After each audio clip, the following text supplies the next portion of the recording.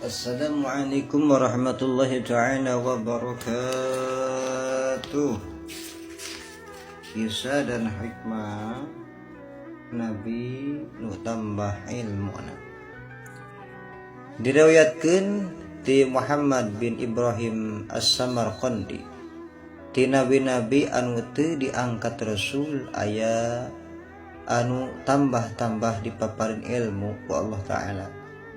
Aya nabi anu kasumpingan hatib atawa suara nu tanpa katingali, jeung aya anu ku jalan impenan.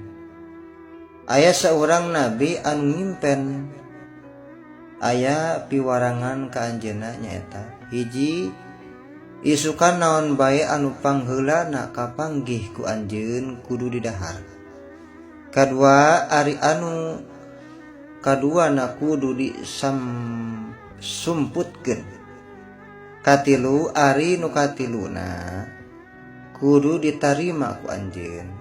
Ari nu kaopatna ulah dipogokeun atau dipogokan. Anu kalimana nyata ulah dideuketan. Dina isukna anjeunna kaluar ti bumina ari anu pangheulana kapendam nyata gunung hideung pohara gede. Anjeunna liren kaget jeung bingung ceuk anjeunna, "Pangeran miwarang ka aing kudu ngadahar ieu gunung.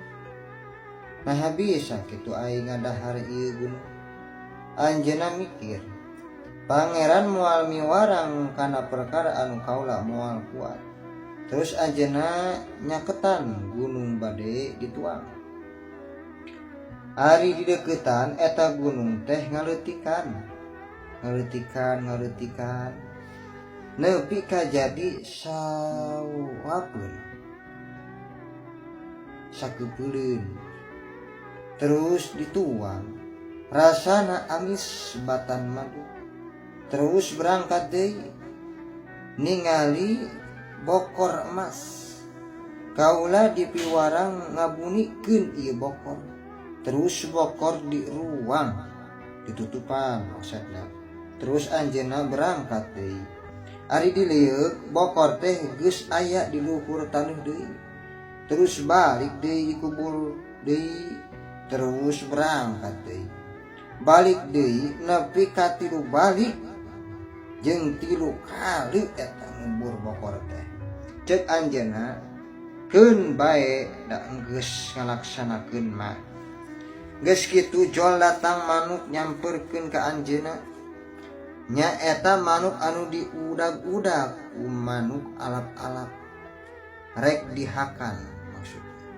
Ceuk manuk, "Hei Nabiullah, sim abdi tulungan." Terus eta manuk disumputkeun dina leungeun bajuna. Jol deui datang manuk alap-alap. Pok nyarita, "Hei Nabiullah, sim abdi teh lapar." Tikawit rai beurang ngudag-ngudag. Buruan sim abdi dugi ampir kenging. Pamugi salira ulah megatkeun tina rezeki sim abdi. Terus anjeunna mikir, geus kitu anjeunna nyandak peso. Giresel dagingna dikeurut, palebah pingping anjeunna dibikeun ka alap-alap. Ku alap-alap dihakan.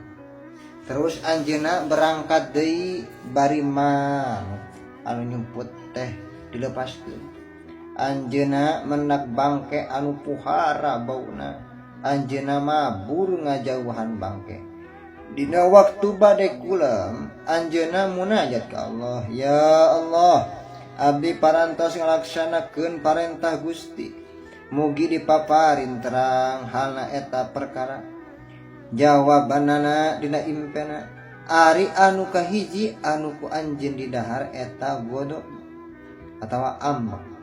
Ari godop teh mimitina sagede gunung, tapi lamun sabar mah dina nyengkerna godop tangtu manggih amis batan madu.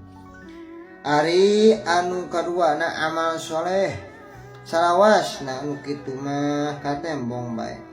Bari anu katiluna jalma anu diamanatan ulah cedera karena amanat. Ari anu kaopat ulah ngantep karena pangbutuh batur. Jeung ari anu kalima nama ngupat kudu dijauhan. Nah ini kisah dan hikmah tentang nabi ya. Ada nabi dan rasul. Ketika nabi dan rasul itu untuk diri pergi dan umatnya. Tapi ketika nabi saja tidak semuanya, tidak hanya dia saja yang harus membantu, yang harus melaksanakan.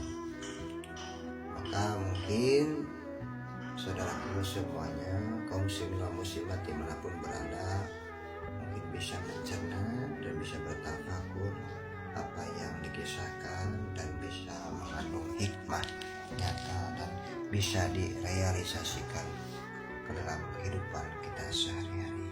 Mudah-mudahan manfaatnya. Wabillahi taufiq wal hidayah. Wassalamualaikum warahmatullahi wabarakatuh.